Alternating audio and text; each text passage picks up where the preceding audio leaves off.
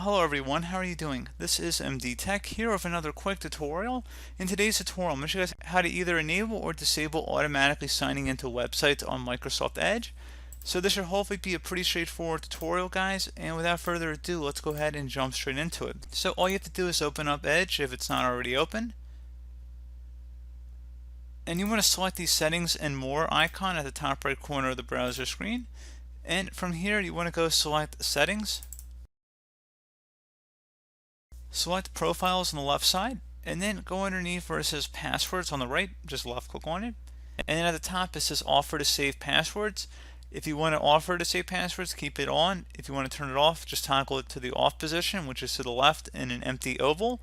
And that's pretty much it, guys. You just will close out of the browser and the change will take effect. So as always, thank you guys for watching this brief tutorial. I do hope I was able to help you out, and I do look forward to catching you all in the next tutorial. Goodbye.